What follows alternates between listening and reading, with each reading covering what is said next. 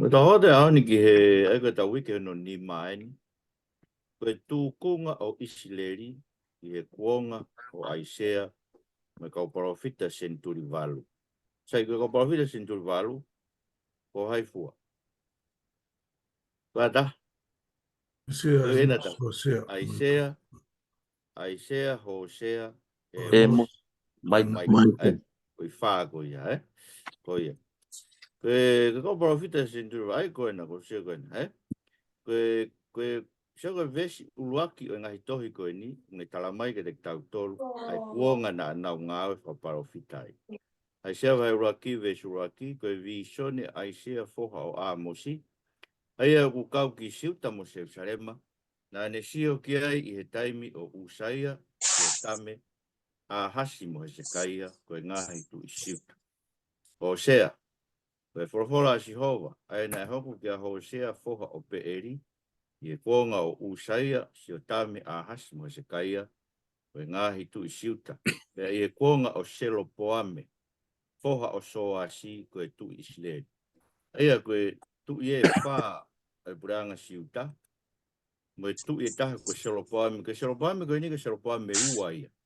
Koe onga Selopoame ua na pure ke buranga Israeli, koe ulaki tu I koe buranga koe Selopoame uaki ia, Selopoame foha ni pati.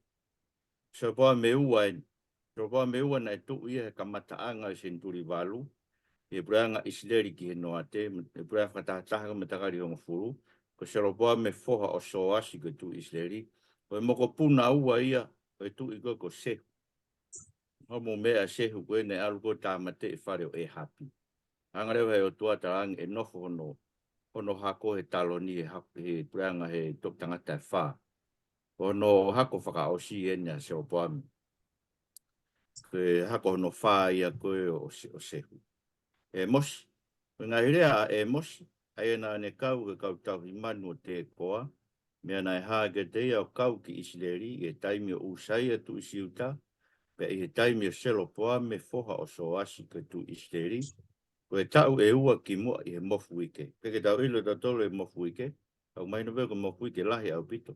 Ko e kono whakotu mai Emosi he nā pau na ilo ke ka kai ko tua pe, he mofu ike koe nai hoko I he ngahi tau e senturi valu.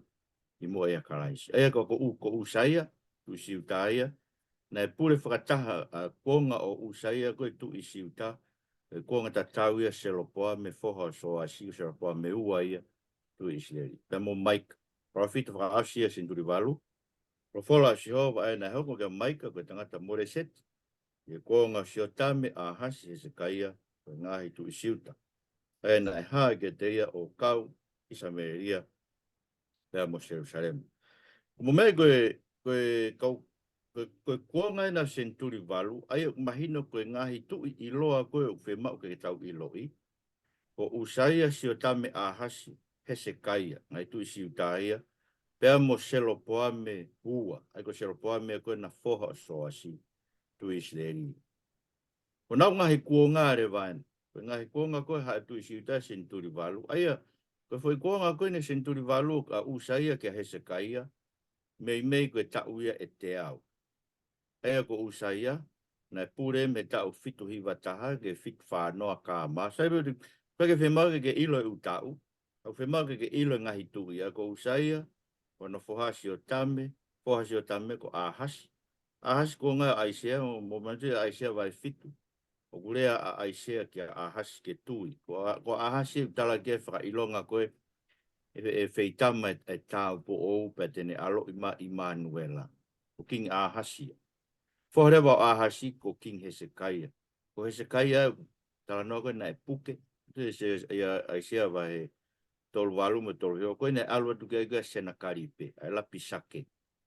Ko Hesekaia na e puke koe pe a kore ki o tua pa tanga tua angano tahanima. Pero ko tahanima koe na ne toi whanau ia manasi. Na e tu I kono foha ia na e tu I. E tau ni menim poko manase reo na ni hanga whakamau. Ai whakaauha koe si utaha koe tui koe tau ni menima ne tui. Koe whai kovi pena ne whai. Taike. Aia ko Usaia, si o tame tau fitni manoa aia ke fitoro. Whatonga ko si o tame. Nei kei mo ui pēa Usaia, ko mantu ko Usaia koe tui a koe na taia ke kiria. Koe koe ne alu koe whai whai lau.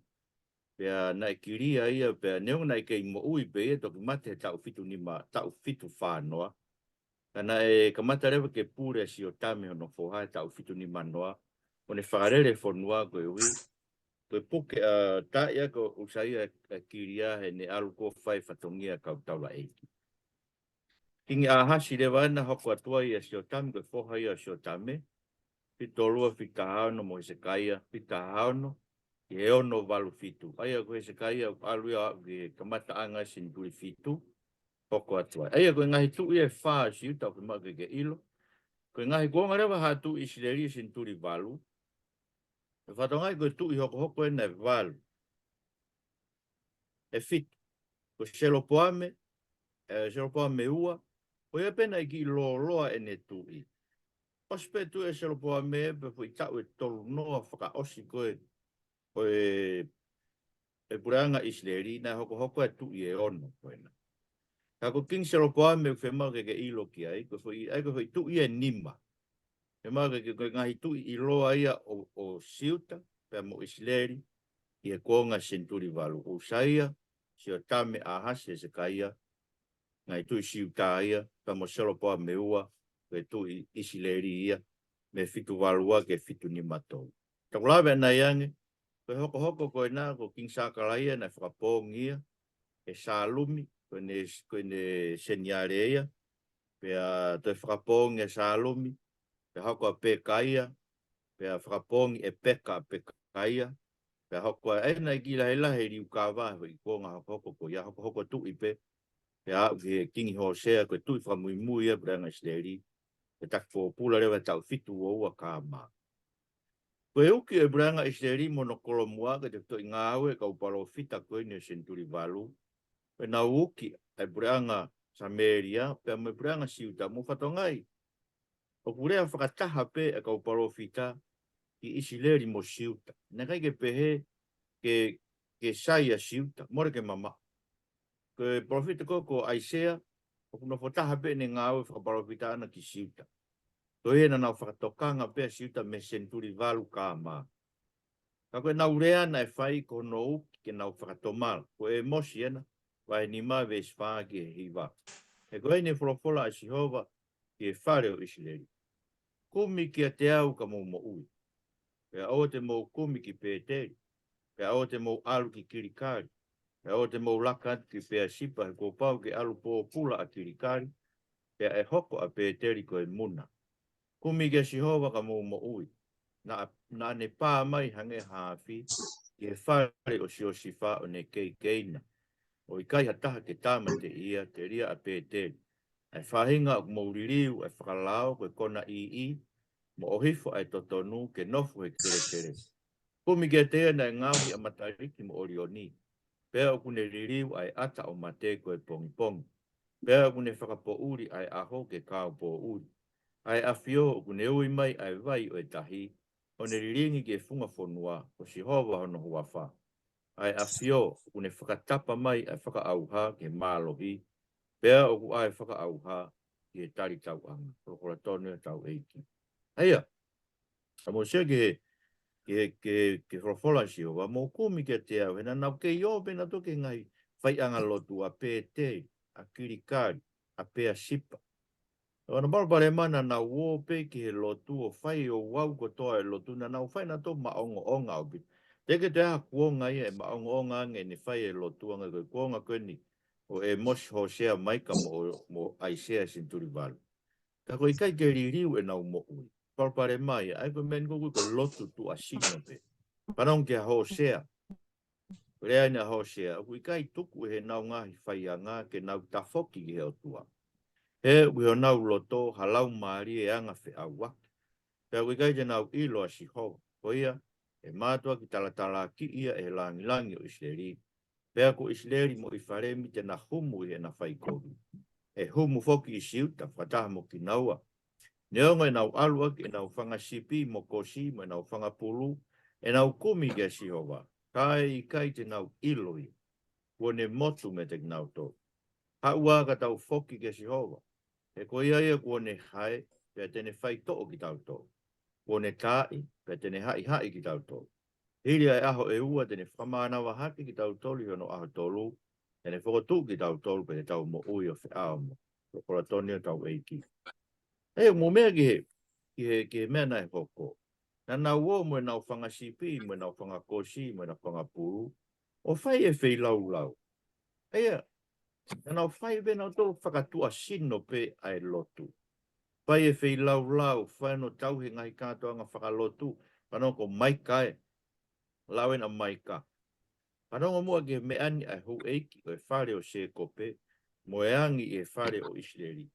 Ai whaahinga o whehia ke whakalao, pea o kunau piko i e totonu kotoa. O kunau langa a Saione ak ai toto, o Jerusalema ak ai whaihala.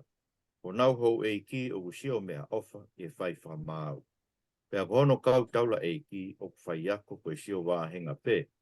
Pea kono kau Palofita, o kunau whakalalave ko e sio paanga pe. Ka unau nofu whalala ki a Sihova, e nau pehe. I kai ko tau tō kai ko loa Sihova. Tala e hai e hoko hakovi ke te tau tō. Koia, e keri a Saione o hangeha ngowe anga, ko e ko ki mau tō. Pea e hoko a Jerusalema ko ni ngahi tuwa maka. Pea koe mo unga o tuai ai whare, e hoko koe ngahi mo unga, e hau wā tātā, ko kora tōnia tau eiki, e tai ki o tua. Mo segi he ki mena e hoko e kuonga. Koe hou eiki, sio mea ofa pe. Pai whamau e kau taula eiki, pai ako, sio wāhenga pe. Kau Palofita, o nau whai e nau ngai wha Palofita ko e sio paanga pe. Kai osko e nau lau, o, awhio sio wa tau lotorotonga. Ai, hange koe tau lau koe ni koe whanua tonga nai tuku ki langi. To koe te tau whai anga hala pe ki tau tolu. Ka hei kai ke hanga e o tua e tapu mo ia o whai ka mea ki te tau. Ka kai koe ni nai tuku ai whare o Sihova i o nau ponua. Ono inga nau be tō kai kolo o Sihova tau lotorotonga. Ko se nau ngā oi nai whai pe ko sio paanga. Ko amnak pe e kautata e ka wai ke kau. Ko ke pehe tau whai tatore ngā oi whai ke kau. Ko ke tau sio tau tō koe ngā oi koe ni ko ngā oi e whakapaanga.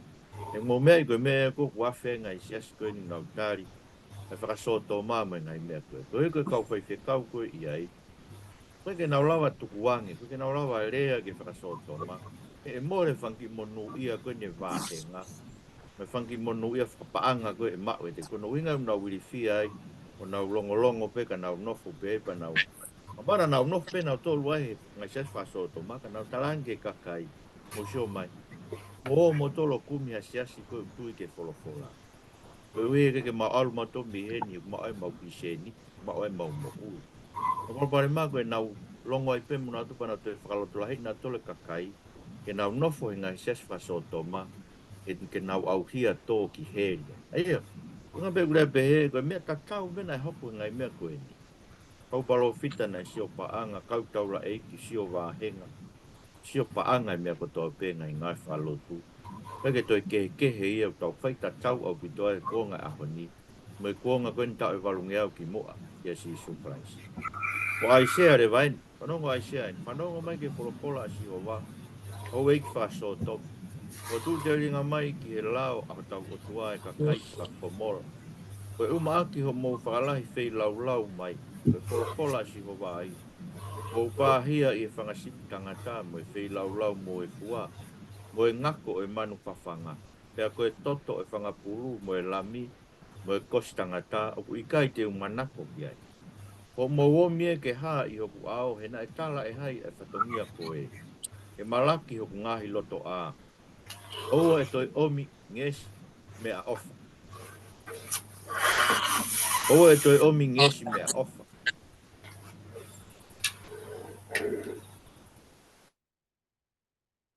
Oua e toi omi ngesi mea ofa. Koe tutu ini se ni si koe mea whakarieria ia kia te au.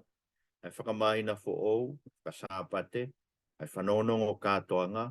O koe kai te umakātaki ai o ai kōwi mo e whakataha. O mō ngahi whakamahina fo ou, o mō ngahi kātoanga tūtūni, o kwhehia kia i au lau maani. O nau hoko koe kawenga kia te au. Ua uwhiu hono whawha. Pea ka mō ka whora ni mahaki. Te uhanga kehe me te ki mōtou. Io, ka mō ka whakalahi lotu. E kai te u whakao. O mō ni mana o ku toto ia. o fulu ki mo tolu, ai ke mo ma, ave ai kovi o mo whaianga, e oa na avakai e hoku mata. Tuku ai whai kovi, ako ke whai le rei, ma mahi ai whai whakamau, ka awhi ke totonu, aia o ku whai whakamalohi, whakamau e tamai mate, tau ka poi a si whewhine ui tau, kora tonu e tau eiki, whapetai ki o. O sere mena e hoko, na o mai na do mo sipi tangata whai laulau mo e fua mo e ngako e manu whawhanga. Aia, ko e manu whakaohofa tahana e whai eke nau ngai whai laulau. Na uomia tau tu e loto ae o tua he ngahi. E ngai aho katoa ngā whamahina fo o whasāpat. E wanga peka tau ngai katoa ngā konferenis, katoa ngā kuata, katoa ngā ha, katoa ngā misinare. Ngai katoa ngā whalotu kei whai be ngai katoa ngā tu e whai na tolo huluat. Tau tau mai he whorofora si oa, kou whiho no whawha ki mō. Hoko e nau lotua na toko e whakakavenga kia si oa. Pē nau tolu nau fua e kavenga ma si oa. Na mai si oa, koe e une fua ki nau tolu koe kavenga ki nau. He koe ha? Koe ui he koe nau lotu, nau whai e ua wau e lotu o tu mo ungu.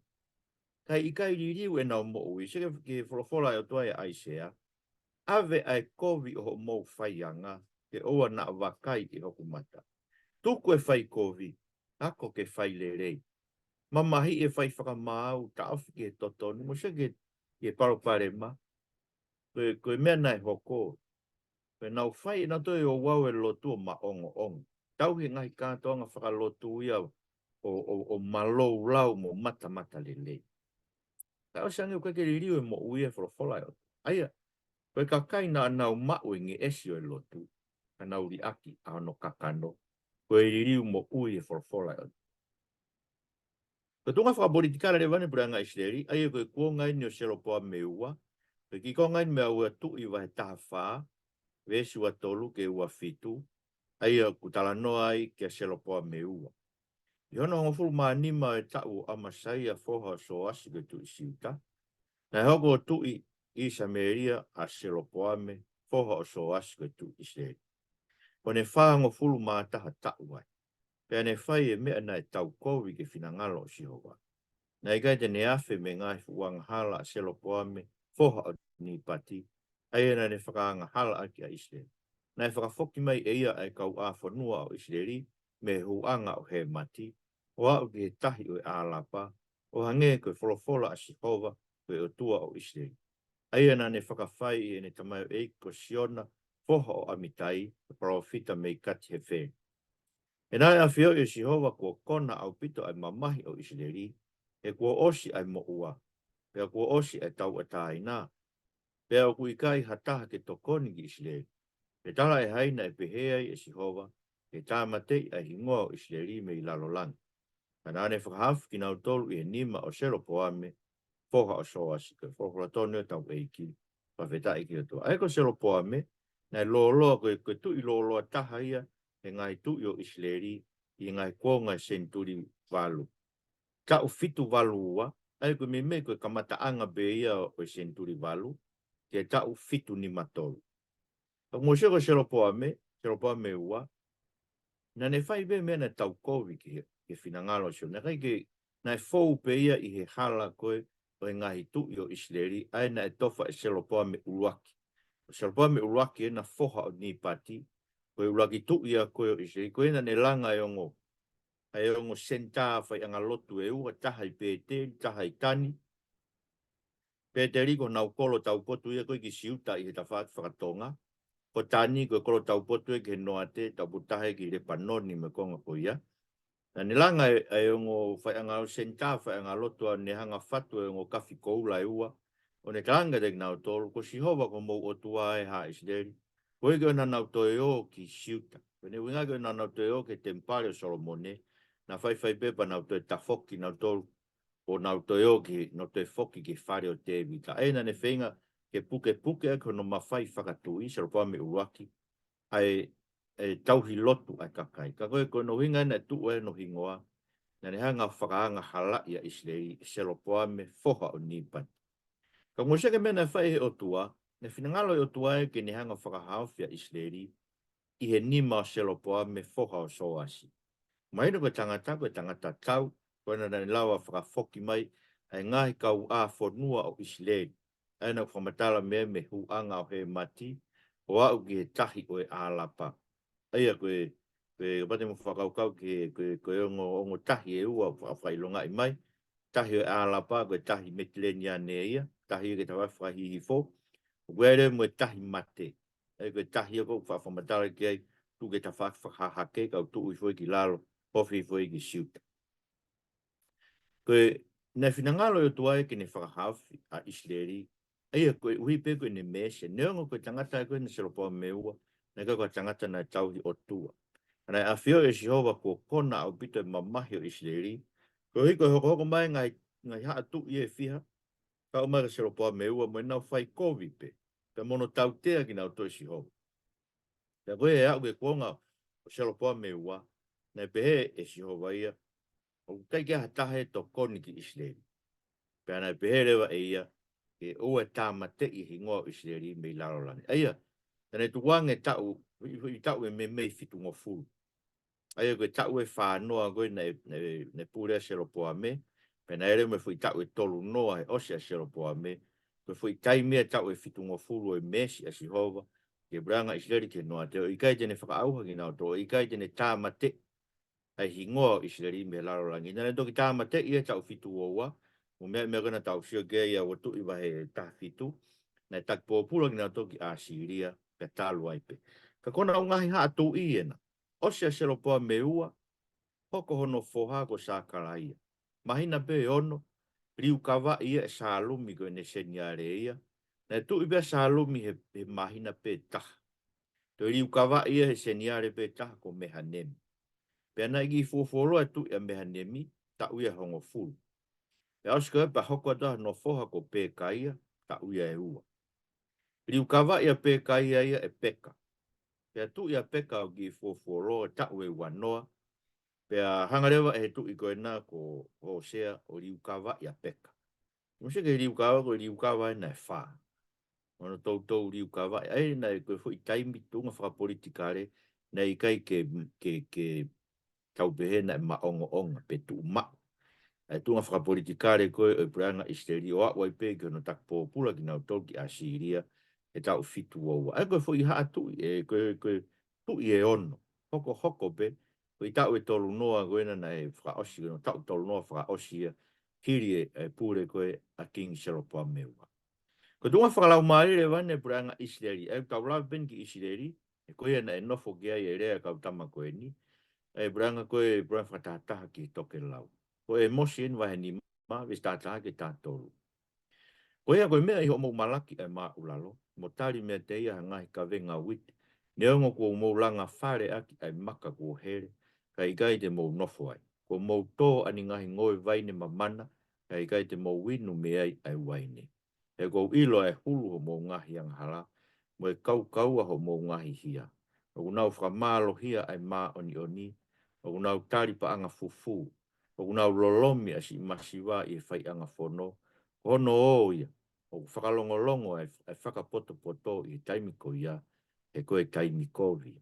Ia, mo seke mena e hoko, e ngata pehe nau malaki e maa ulalo, o nau hanga whakatetenga e maa ulalo, ke maa ulalo me masiwa, ke o mai e nau paanga ke langa ako nau ngahi whare lotu, mo nau ngahi whare mahu inga. Amai si ko iko mo fai pehe, te mo langa mo to e whare ka te mo nofo ai, te mo toho mo ngahi ngowe, e te mo winu ai. Mo si ko tui, ko whare koe na e more koe seneni, ka tau ka wakai atu koe mea tatau, whare lot koe na e langa hen, ka wesi ana pe a more e mao e kau puta. Koe mea tatau na nau whai, na nau whakatetenga e paanga e maa ulalo whai, pa ko mo ni e ka inga. O whakaukau ke ulanga whare koe ne wesi ana i tonga. Koe ke tolonga ha whare. Tai misi osi pe langa whare, koe ha. Au mea koe langa holo, ha ue koe langa whare. Osi pe koe ta vilo ha koe langa whare lot. Eia, koe tau whakaukau pe, kama koe ke tolonga e ngai whare. Maina mea koe mea nko urea kia si o wa, whakatetenga e maa ulalo, me masiwa. O whai ake ngai ngāo e koe ni pakano uhi ngai. Pa mo se me ho ko rea de ka whakapoto e whakatahaanga. Tala na to ke whakalongolong, pe la whakalongolong re whakapoto. Kai te rea tahai o whakapoto he koe ke whima o he whakatahaanga lahi au whakakuata me whakakonferenisi asi ke rea ngā taha o ta ofi e ngai mea koe o nau whai. Koe tahai o mea mātua ki whakatu tāmaki au pita. Koe Emosi e ben wahe ni mawe sua taha ke hua wha o kou whihi a ia. O kou keu i ho mō ngahi kātoanga. Pe hei kai tāri ai ho hofi ho mō ngahi whataha. Neonga ho mō o hake ke te au ha ngahi whei lau mō i fua. O ngahi whei lau me a kai e i kai te utai. Pe hei kai te uhanga ki ho mō ngahi whei lau o wha. Neonga koe ngahi manu sinu. Hiki mea te au e kawengani. Ai ongo ngā mai ho mō ngahi hiwa. Iyo. O i kai te uwhie whanongo ge re o ho mō ngahi here filo. Kai tū ke tawhe atu e whakakonistu tone hange Hawaii. Mo e whaito tonu hange Hawaii tawhe mape. Sike ke tuunga koe nei ai anga e nau whae lotu. Nau o hake ngai whei lau mo e fua whei lau mea kai. Bese wa kai ki ne tāri e ngai mea. Koe ui he koe ke ririu e nau mo. Koe ke nau tukuange e whakakonistu tone ke hange Hawaii. Ke tawhe ki ka kai ko toa pe. Ke o ngoi ke nau whaito tonu he mea ko toa pe. Kai ngā mea mawinga bito e koe tau tāna koe ne tau wako ko whampe koe tau wako whakata mai pe. Pe koe e pe ni hia nau kore pe nau kore ka nau tau pa nau kore me pe ke nau mato whanongo e tau wako po tanga i. Koe ui ke whakaroloto pe hau momo e ko whakaamu ke ua e hoko e ako e whorofora e o tua ke hange koe kuonga koe ni. Koe ako pe o se tuku ke ta whaaki kai ke haririu ia e tau mo ui. E mo seke mea hoko ka pai kai ke riu e tau mo e ke tari se o tau ngai lotu. Nā mwe tau ngai hoa lotu koe no kulere sāpati mō ni te pure lulu flight hengi sāpati. Tau uhu hengi a tau toka whai lotu mo e māwhana. Ka koe uhi koe kai ke tau whai to tonu, kai ke tau whai mā oni he tau toonga mo ui. Kai ke tāri e si hoa tau ngai lotu koe ia. O se koe mea ta tau pe kure kia Maika, ai ono ve si ono ke walu. Te unu ke showa ai ha o hu aki ke o tua o tau kakapa. Te holo aki koa hangai whei lau mo i fua. Hangahi pulu o tau taha. E hoi fua a si hoa i hangahi a whei sipi tangata. I ha mano i riva lolo. Te uatu koa hoku ulu aki koe uhi koe ku whai hala.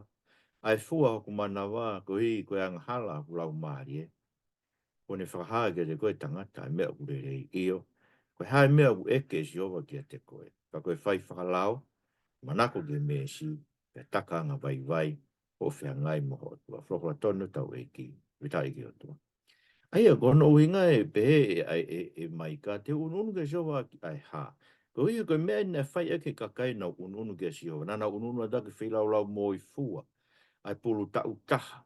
Ai a whei sipi tangata. Sena nau whai na toi whilau e tōtua. Awe fua whei sipi tangata.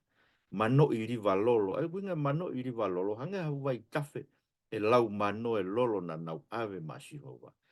Ave wau ke whaaki ho nau uluaki. Ke uhi koe nau whaiha. Kau se kangi whemau si hoa ngai mea koia. Ko mea eke si hoa ke whai whakalao, ke manako mesi. Ke taka anga vai e whea ngai me o tua o whakaongo ke ne wholofora. O tala ngofua ke mea koe tala mai si hoa. Kainga koe, ke taha e mea o toa ngai he tohi tapu. Ko tau tolu koen wholoi tau nofo he lotu. Whainga taha ke tau tui ke wholofola tau. So whio te tau tolu ko whai whekau. Whainga taha whio te tau tolu ke i riu e tau mo ui whara tau ke ngai wholofola e toa ni whaininu mai te tau tolu. Koe ui, he pule tau tolu ngai tu whaholo whakasiasi. Hei koe wisiri ana me koen ke maranga me whaifuka ka kai whewhini. Whainga taha ke i riu e kakai koe ui to koe koe tu whaholo e siasi. Pehange koe whakatata koe whangi mea koe ni, koe whangi mea ia, mahino ke te tautoro e ahoni whaingata ia ke whaihe ngai siasi. Hange koe mea koe whaihe siasi tonga, ngai siasi tonga e ai tata, ai ufi ula kau whewhine, pa wako i rako in tō ai tata. Mok tamai e ki ke te tautoro ai. Koe whamatara e apostolo, koe no uinga e whakalangi langi e ai e ko si sukarasi koe ulu ia siasi. E ai ufi ulu kau whewhine, ka tai ufi ulu kau tangata. Pe hange beko koe baptaiso koe ka kai tui. E maruwa koe baptaiso ka kai tui, Pe mea ia fai e whainune toi tapu. Paptaiso doi whangi vare vare, kau koe ke whainune e toi tapu. Paptaiso whangi vare vare. O tau whai be tau tolu koe hui, he kon koe te fito e tau whai paptaiso koe ia. Kono hanga si isu, o puke whangi whanau, a koanga no whakatapui whangi whanau. Koe hui ngai paptaiso e whangi vare vare, kono whakatapui whangi whanau, ke a koe ki nau tolu.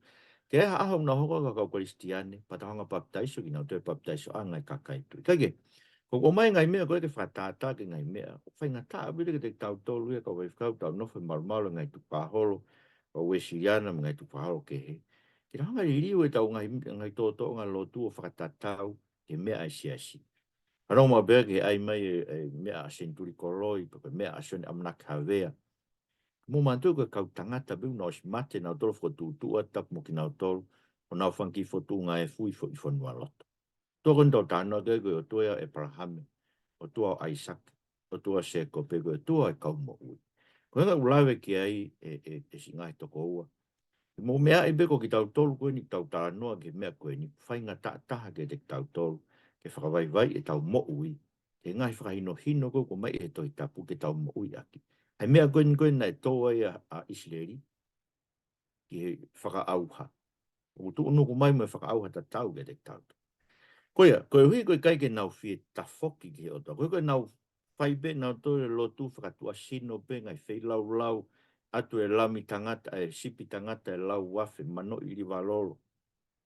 Kai ke liwe nau mo ui. Kai ke nau tu lolo ka kato ke whawafula. Nei tu tuun lewa e si hova ai ngata anga. E mosu ai walu ve si wa, whawafula si hova ke te au, ua hoko ai whaka o si, te oku ka kai isleri. He i kai te utoe la kai. Maino pe koe, ne talu me fuoloa no ka te kina e o tua. E uia ngai whamatala koe kau Palofita koe talu e me kuonga koe nau hau me ispite mo nau hau me ngai aitori. Kana e la kai be o tua koe la kai koe fuirea ia koe Passover, whalakat. E whalaka pe o tua e te nau tolu koe ngai whei lau, mai mena ne tūtūni. E mos vai tolu e siua koia, te u eke ke te mou tolu mo ngai kovi ka toa pe. E mos vai whāwes ta haua ka koeni, e mea te u whai ke te koe Israeli, pea koe mea i he ku te u whai eni kia te koe, ke te u ke tāri ho o tua e Israeli. Aia, e hā ere mai o tua whai whakaauha koe. E ne waka aki mai e pureanga a Syria. Nā mo e feitu una. E whakaha ere ki a Syria, koe mea ofa ki King Tau Kapo. Koe mea e mau e i whare mi koe maa. Pea tupu ai whakamaa o Israeli me whakakaukau a ana. O whakaauha a Samaria a hono tui. O hange koe koa i e whukahi vai. Koe toni o tau e ki. Pawheta i ki o tō. Mo seo koe hui koe nau whai hala. O gai be whakangata i ofa a Sihova. Moni kwa ofa e o tuage te tau tō. Kau kake ne tukta e tau te hala ia. Pea e be no ngataanga whai ni tau tō kau Palofita. Koe be no ngataanga. E whakaawarewa he o tuai, hono kakai koe o ona na ne ange kia ne whulawhula. Kaike, ne ona ne whakaauha ki nao tolu, ka ne iai me mo e tala ofa o e whakatoe whakatu fo ou o Israeli, me kau Palofita koe ne o senturi valu ka maa. Na tau rea he tau ngahi, he tau Lesoni ko hiri, ke he amanaki koe o e whakatupu fo ou. Ainu tau ke i tatari kia ke langi fo ou, me whanua fo ou, mo e Jerusalema fo ou, o kurea aki e Aisea. Aia, koe amanaki a koe o toi whakatu fo ou, me breanga Israeli, me breanga siuta. Koe whai, kai ngata pe he rea kau Palofita koe ni, senturi valu, ke whakaauha me tūnu kumai whakamau ai o tua. Kau rea o kau ke taimi, e toi whakatu fo ou ai e o tua. Me breanga Israeli, me breanga siuta. Koe Emosi en. He rewa e Emosi. E toi whakatu fo ou, ai te niti o te vita. Koe te niti o te vita, pe te niti a koe na langa e te vita i monga saione e tuku ai a ake o Elohimi. Ai koe na siu kia ki ai. Ai koe kurea kia a Samuela vai fitu. Unofo i a wharesita. Ai nofo te niti a ake o Sihowa pane pehea i koe. Tene langa ha wharesita mai. Ai koe te niti koe ia. Te niti koe o a ake o Sihowa. Koe ia entra mai toi whakatu fo ou e te niti koe ia. E mos vai hiva. He koha weni o kou whai tūtu uni. Pea te ululu e whare o Israeli i ngahi pure a ngā kehe. Hange koe lulu hau wite i e sivi, kai kai tō kere ha fo i tenga.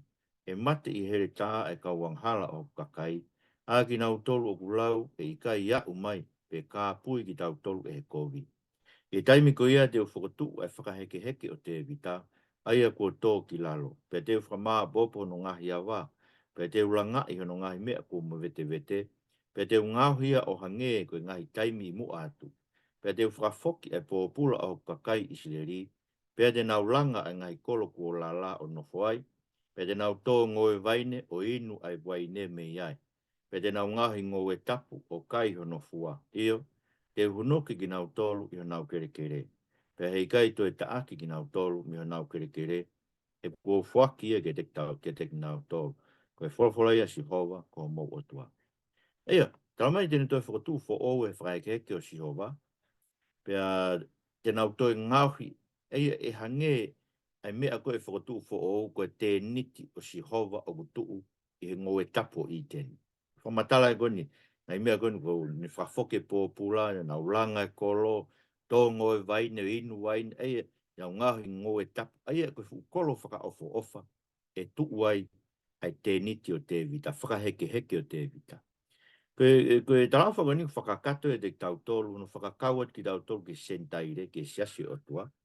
O manatu ki he kosiri o lahi ko se sarema, e ngai vai tahanima, koe na warea i fokia, hai mea e whai ki he sentaire, kau sentaire, nau kau mai ki he siasi. E mo mea koe siasi koe tau kau ke koe siasi o e kau siu. Koe loto whakasiu weni atu whakaristiane, e koe loto e ke misaia o haa siu. Toko tolu afe koe na ririu koe he aho pentekosi, a o toko ni maafe i he malanga koe a pita koe hiri ono whakamo ui tangata mamatea. Koe futoko ni maafe koe kau siu e tātāpei. E tamgana kamata ke ne alua pita ko malanga koe whare o kori niu si o toa e ofa, pe ta fokia sentaire, ne hako koe paruparema ke kau siu, e na nau whiu rewa pehe. Hai mea whai ke kau sentaire. Mantu koe kau siu ko nau kehe anga mo ki tau tolu, he ku kamu ki nau tolu ia, whailonga i tu asino e nau kau, ki ka kai ai otua. Pena vire kau tangata ni ke kamu ki tau tolu kau Kristiane, ka tok whakakau, pena whakataha i rewa, whakataha i mai siasio na warea, kaua paula mo pita, pako pita na ne whamatala. E mea koe nai hoko he ne aluko rea o malanga aki kosperi, he whare o kori niusi, koe ulaki a uia ai lotu Kristiani, ai lotu whakakalaisi ki he kau sentai, senturi o loma ko ia, me ka kaina i hono whare. Whanongo mea rewa nai hoko he nau whakataha, koe rea ina se misi koe te hina o si isu, koe nai pi sope se a si Jerusalema o whetonga se misi koe, eia nei ko pita koe na ne tataki se si Jerusalema, ya aluia kai whetonga se misi, toko ua si isu, e spekia se misi ia, te hina o sione, poha se peti, ne tāmate ia ni he lota, i he vahe tahaua ko ngau. Ka whanongo koe whakaiawhanga tuku e ni koe, koe konferenisi lahi, koe konferenisi lahi na si Jerusalema, pea koe konga ni o rea koe na whae palestinio si ai, eia ko se misi. O whamatala Saimone raka ahi mai ai otua ke to'o me senta i reha kakai, ke kau ki hono kuawha. Pea o hoa moia ai ngahi tala e kau Palofita, wakai ai potu ko eni. Hiria, te ufoki mai pea te utoe langa ai te niti o te vita kua holo, pea te utoe ngahi hono ngahi potu ko mau mau, pea te ufokotu ia ke totonu koe hui ke toki whekumi ki eiki a hono toe o e kakai, pea mo sentaire ko toa pe. He kua ui aki nau tolu hoku hingoa io, aki nau tolu, koe wholofolai ai eiki, ai au ne whai ngahi me ani, koe ngahi mea i loa, talo me imu. Hei mo soko, ne whakakato e, ai mea koe nia, e toi whakatu fo ou koe te niti o te vitaina e rea kia Emosi, i hono whakakauat ki tau tolu sentaire, ki e siastapu e eiki, i e kamataanga. Ne ere mo rea kau ki he toi fuhu i o Isleri me he mate, ma tuke tau talanuan ki he nau palofisai i toi whakatu fo ou koe o Isleri hiri hono whakauha ki nau tolu. Ko Hosea en, o kofu ai kovi a Isfaremi, ko tuku tauhi ene angahanga. O kua uke teia ai langa ai whaere, o ku ikai koe tamapoto ia, ka hoko ai taimi, o ku ikai tene tuu i halanga whanau. Te huhu i ki nau tolu me he nimau he tesi, te uwhakatau ki nau tolu me he mate. Mate, ko whaaho u whakaauka. He tesi, ko whaaho u whakakaanga. E puri me hoku mata ai momo, whakaratonio tau eiki, whawhetai ki hotua. O sika, koe palofisai e nia ki Isleri, tene hanga o huhu i ki nau tolu me he tesi. e mate. E tene hui ki nau tō me mate, tene whakatoe tuu ki nau tō. Tamai paula ke te tautolu ke profesai koe whakakato e te tautolu. E toi tuu lahi koe a whakamui, tam ke te toi tuu ai a tau sino tai whaamate. E, kau tala toa misteri, e kai te tau mohe ko toa pe, ka te tau liu ko toa pe, ia fo i mō meniti, ia fo i kemo pe. Ia ifi whakamui o e talupite io, e ifi e talupite pe e whotu ai pekia o tai wha auha, pe ko ki tautolu e ririu. E ko pau ke ai he mea auhani e tai wha auha, pe ke ai he mea mateni e tai wha mate.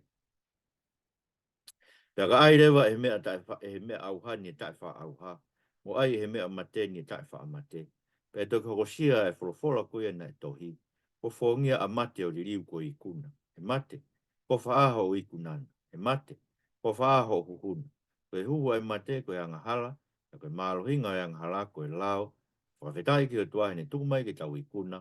I o tau eik ko si isu kraisi. Fofola toni o tau eiki. Ko e whetai ki o tuahine. Aia. Tau si i kuna ki tau tole mate ko mai kraisi ni i kuna ko e toi tu ki tau i kuna. Kono winga te tau mate o tuku folau no nofu mo eiki. Ko e tau mo ui peki tau tau. Ka te tau toi whakatoi tuku ho tau sino. E ahe haere mai eiki pe e toki fōngia au pito a mate. O ririu ko i kuna whakakakato ai mea koe nei tala. Ki isi te rihu hui ki nau tolu mei he tesi. Kono hu ia ki tau tolu e kakai ai o tua mei he mate mo he tesi. E toi mamata isi te ri ki he whakatonu hia a Sihova. Ai ko Maika en, vai fitu, ves walu ki ongo furu. O te ke fia ia te au e hoku whiri, e neongo te uto te uto e tu. Neongo te unofo i he po uri, te umau a Sihova ko e ku māma. Te ufue sia e tupu tāmaki a Sihova, he ko wanga hala ki te ia. Kai oa kene tau kapo i e ku mea mo whakahai e ku totonu. Tene whakahua au ki tua ki he māma. Te usio ki ne whakatonu hia, pe e sio ki e tāhine ko hoku whiri. Pe e ufi e he mā, he ne lau mai, ko maa a Sihova ko hotua. E sio hoku mata ki ta hine ko ia, ene toki hoko ko mea ke malaki, ko e pere pela i ngahi hala. Ko rotonio tau eiki, ko e tai ki hotua. Musike, neonga e kumaa he tai mini ka te ufuesia tu tāmaki o Sihova, e ko wanga hala ke te, e ko rea ia ka isleri, wanga Maika. Ka tene tau kapo i e kumea, tene whakaai e totonu, tene whakahua o ki tō ki māma, te usio ki ne whakatonu ia. Ka malewa ke te tau tolu e Paula, ko whakatonu hia ia tau mau. Whakakakato e Palofisa i Maika. Ia te tau tolu koe ni kā koe o tua koe ni whakahae mo oni ni ofa ana ke te tau tolu. Ia pekia a Christ ma tau tolu. Tolotonga u tau ke ianga. E ka pau koe ia. E kā koe tau mau e ni whakatonu hia e no tata. E hoa noho tau whakamo ui ka whai ia te ia me he hou hau. Eia, ko whakatonu hia nei pehe Maika. E isleri e konga Maika. Te usio ke ne whakatonu hia. Ko tau tolu. Ko tau sio tau toke whakatonu hia ai eiki. E ta au e ko si suka si ko tau whakatonu hia a ngā ia. Ka tau ilo e whakamo ui ki tau tolu. Me he ne hou hau. Ko hanga le vane whakamo oni a Christ. A Aisea ma kau Palofita sin turi walu ki a Christ. O stutuni e Sihova e ngata anga ke te tau tolu. Ainen tutuni ngata anga ke te nau tolu. Mena tau sugea e Emosi. O stutuni mo e ngata anga ke te tau tolu. Loma wahe ni wahe wawes ni ma me ono. Ta ke whaia ko loto whewheka mo tae whakato malana o ke whakatu hou hau ma au. O ka hoko mai ai aho whai hou hau mo whakae ai whakamau au tatonu ai otua. A ene a fio, tene atu ke tangata takitaha whakatatau ke ni ngā. E ko pau ki tau mātua ki e ako toa pe e ae whakamau anga o karaisi, ko e hui ki takitaha mao no totongi o ngai mea nā ne whai i he sino, o whakatatau ki mea nā ne whai, ene re rei be ko viokorin tō vai ni mai ve songa furu. Pea ko lakta sonai ka vai ni mai ve siwa me hongo furu, e nai kai ke tūtuni ki tau he o toa ke hou hau ia. A ke lawa i mai whakamo ui i o ta eik ko si supraisi, hai nani bekia ko i hiko ki tau, ko i uhi, pe o ku ta a, pe o ku ta mohe, ke ta mo ui, whia ngai mo ia. Ko kora tōnia tau eiki, pa vetai ki atua. Aia, nei tūtuni e ngata anga ke te ki nau tōru, rea ke e Emosi mo ka Palofita ko ia, was tūtuni mo e ngata anga ke te tau tōru, te tau tūko tō pe ai whakamau anga si hou. Nei tūtuni ho nau hao anga ko e nau tukurolo kakato ke wholofola si hou. Ko tau hao anga o ki tau tōru, ko e pekia e eiko si isu kraisi, ko i pe kuta a pe kuta mohe. Ke he ke tam whataha i he mo ui, whia ngai mo ia. Ea, ko i vese ne ko sa ia au bitoi.